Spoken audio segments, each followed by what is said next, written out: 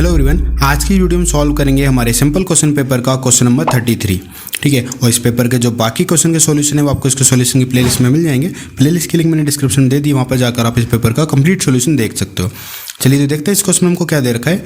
Prove that the length of tangent drawn from an external point to a circle are equal. देखिए ये theorem है, आपकी bookie की theorem है। ठीक है, उसको प्रूव करना है। उसके बाद एक चीज़ और भी दे रखी है यहाँ पे कि using above result find the length of BC of triangle ABC given that a circle is inscribed in a triangle ABC touching the side AB, BC and CA at R, P and Q respectively and AB equal to 10 दे रखा है, AQ 7 दे रखा है और CQ 5 दे रखा है। देखिए इस part की तो हम थोड़ी देर में बात करते हैं। सबसे पहले तो हम पहले वाला देखते हैं, है ना। इसको हमको पहले प्रूव करना है। आपको क्या प्रूव करना है कि length of tangent drawn from an external point to a circle are equal. ठीक है, किसी भी सर्कल के किसी भी एक्सटर्नल पॉइंट से जो हम टेंजेंट ड्रॉ करते हैं वो क्या होती हैं, इक्वल होती हैं। देखिए कैसे करेंगे इस क्वेश्चन को आप अच्छे से समझिएगा। ठीक है, तो क्वेश्चन सबसे पहले आपको थ्योरम आपको अच्छे से चीज़ आनी चाहिए। मैंने आपको जब पहले भी शायद मैंने करवाई इस थ्योरम को। ठीक है, कैसे करेंगे समझिएगा इस चीज़ को। हमने क्या मान लिया, यहाँ पे हमारे पास क्या है, एक सर्कल ले लिया हमने। ठीक है, एक सर्कल हमने ले लिया, इसका सेंटर हमने मान लिया यहाँ पे O है और यहाँ पे हमने क्या कर लिया, यहाँ पे एक एक्सटर्नल पॉइंट मान लिया हमने। इसका एक्सटर्नल पॉइंट हो गया मान लो P। ठीक है, अब हम क्या करेंगे, यहाँ से एक्सटर्नल पॉइंट से दो टेंजेंट बनाएंगे। फॉर एग्जांपल एक टेंजेंट आपके पास में ये हो गई और एक टेंजेंट आपके पास में ये हो गई। ठीक है, जो कि यहाँ पे इस सर्कल को टच कर रही है, यहाँ पे फॉर एग्जाम्पल A पे और यहाँ पे टच कर रही है B पे।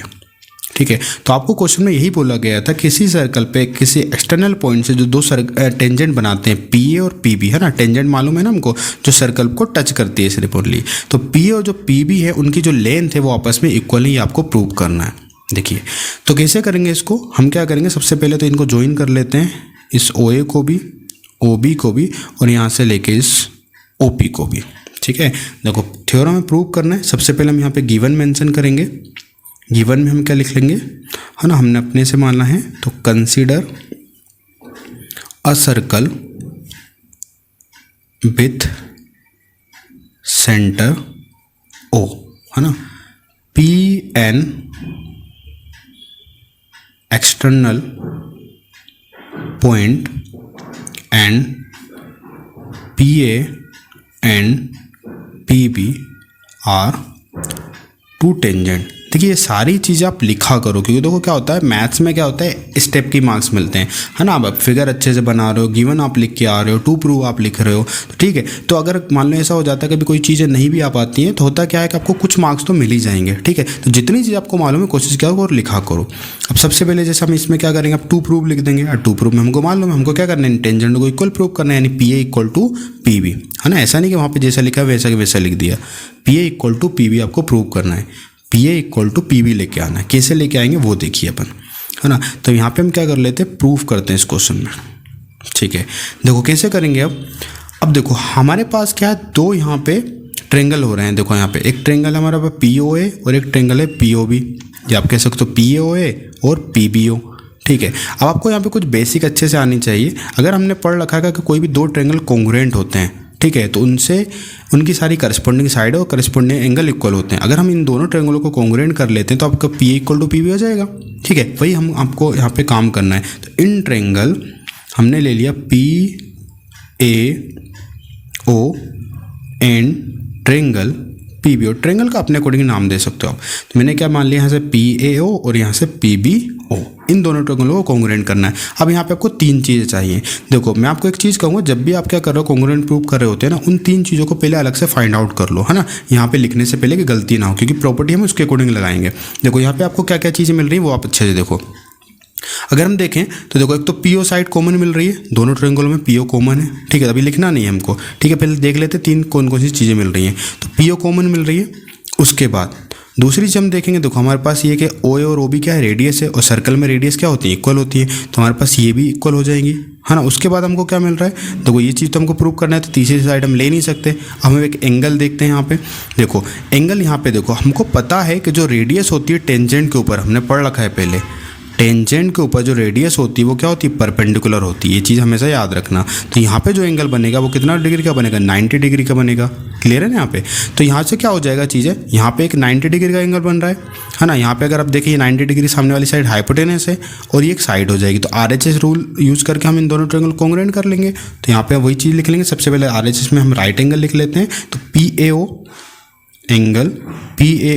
इक्वल टू एंगल PBO, ये हो जाएगा ईच 90 डिग्री। ठीक है, उसके बाद बात करेंगे हमारे पास हाइपोटेनस की। तो हमारे पास हो गया OP equal to OP common, OP equal to OP common हो जाएगा और OA इक्वल टू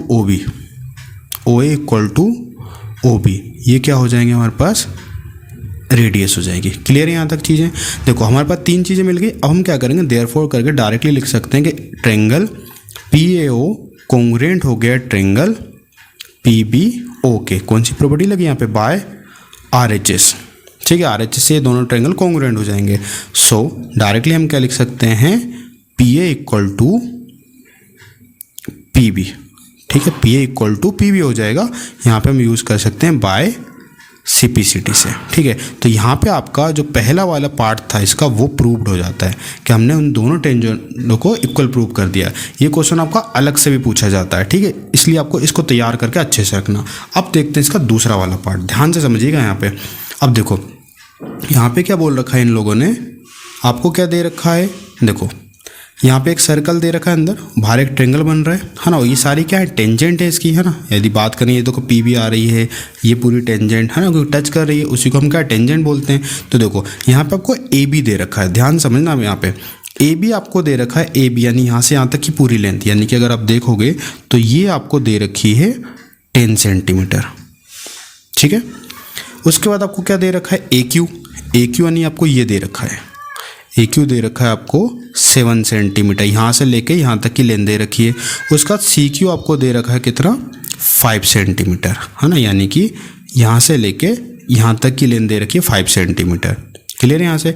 अब देखो इससे पहले अभी हमने यहाँ पे क्या काम किया है, इस वाले ट्रायंगल में अभी हम प्रूव करके आए हैं कि अगर कोई एक्सटर्नल पॉइंट से दो जो टेंजेंट होती है वो क्या होती हैं, इक्वल होती हैं। तो देखो हम यहाँ पे क्या करेंगे, देखो अगर हम पॉइंट A की बात करें तो A पॉइंट से क्या है, अगर हम देखेंगे तो जो AR और AQ दो टेंजेंट है ना, तो इनकी लेंथ क्या हो जाएगी, इक्वल हो जाएगी। अगर हम यहाँ से बात करें, देखो यहाँ से क्या हो जाएगा आपके पास में, AR इक्वल टू AQ हो जाएगा क्या, है ना, क्योंकि क्या हो जाएगी, ये तो एक्सटर्नल पॉइंट A से टेंजेंट है। तो यहाँ पे हम लिख लेंगे ये क्या है, टेंजेंट है, क्योंकि इक्वल होंगे।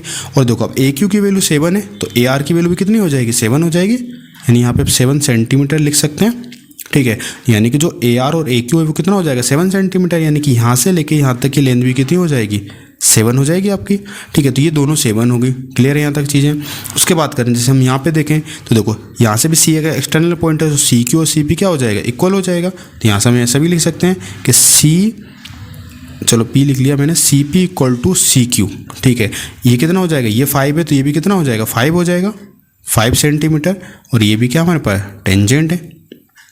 ठीक है, उसके बाद अब जैसे ये 5 है तो ये भी कितना हो जाएगा हमारा, 5 सेंटीमीटर, यहाँ से यहाँ तक। ठीक है, तो हमको ये मिल गया। तो देखो हम क्या कर सकते हैं, यहाँ से B वाले पॉइंट से देखो तो जो BP और BR है ये भी दोनों इक्वल रहेगा, BP और जो BR है वो भी क्या रहेगा, इक्वल रहेगा। और अब यहाँ से लेंथ कैसे निकालें हम, देखो अगर हम देखेंगे, अगर हमको BR निकालना है तो यहाँ से यहाँ तक 7 है और टोटल आपको दे रखा है 10, यानी कि AB की लेंथ दे रखी है 10 और AR की लेंथ दे रखी है 7। तो अगर हमको BR निकालना है तो हम क्या करें, पूरे 10 में से 7 को माइनस कर दें। तो अगर हम यहाँ पे क्या करें, 10 - 7 तो कितना जाएगा आपके पास में, 10 - 7 करेंगे तो जाएगा ये 3 सेंटीमीटर। यहाँ पे हमने टेंजेंट बता दिया कि ये टेंजेंट थी। ठीक है, यहाँ तक चीज़ें। तो हमारे पास ये कितना निकल गया हमारे पास, अब 3 सेंटीमीटर, ये भी आ गया हमारे पास, है ना। तो अब ये 3 है तो ये भी कितना हो जाएगा, 3 हो जाएगा यहाँ से यहाँ तक। और हमको लेंथ किसकी फाइंड आउट करनी थी यहाँ पे, है ना, लेंथ जो हमको फाइंड आउट करनी थी, किसका बोला था, लेंथ ऑफ BC, है ना, find the length of BC। BC यहाँ से यहाँ तक है तो हमको समझ में आ गया। BP कितना दे रखा है, 3 दे रखा है, CP कितना दे रखा है, 5 दे रखा है, तो हम डायरेक्टली निकाल सकते हैं, है ना। 10 हमारे पास क्या हो जाएगा, जो BC हो जाएगा वो किसके बराबर रहेगा, BP और प्लस CP के बराबर। तो BP भी हम निकाल के आए हैं, अभी कितना आया है, 3 आया है। और CP हम निकाल चुके हैं कितना, 5, यहाँ से भी देख सकते हैं अपन। तो यहाँ पे कितना हो जाएगा, 5, यानी जो आंसर आएगा वो कितना आएगा आपके पास में, 8 सेंटीमीटर। यानी कि जो BC की वैल्यू रहेगी वो रहेगी आपके पास में 8 सेंटीमीटर। समझ में आया आपको क्वेश्चन? ठीक है, तो आपको इस टाइप में आपका ये क्वेश्चन भी हो जाता है ना। पहले आपको ये वाला पार्ट कंप्लीट करना है और ये मैंने आपको बताया इंपॉर्टेंट है ना। हो सकता है ये इसके साथ आए चाहे ना आए, ये अलग से भी आप थ्योरम प्रूव करके रखना, ठीक है। ये कहीं पे पूछ सकते हैं आपसे, और बाकी इससे रिलेटेड क्वेश्चन कई क्वेश्चन पूछे जाते हैं, जैसे आपके यहाँ पे पूछ लिया, ठीक है। तो आपको सबसे पहले तो इसको प्रूव करना है, उसके बाद फिर आपको ये क्वेश्चन सॉल्व करना है, ठीक है। क्लियर? तभी आपको पूरे मार्क्स मिलेंगे, ठीक है। चलिए, तो आई होप आपको ये क्वेश्चन अच्छे समझ में आया होगा। यदि फिर भी आपको कोई डाउट रहता है तो आप हमको कमेंट सेक्शन में पूछ सकते हो। चलिए, तो आज की इस वीडियो में इतना ही, मिलते हैं फिर नेक्स्ट वीडियो में। Thank you.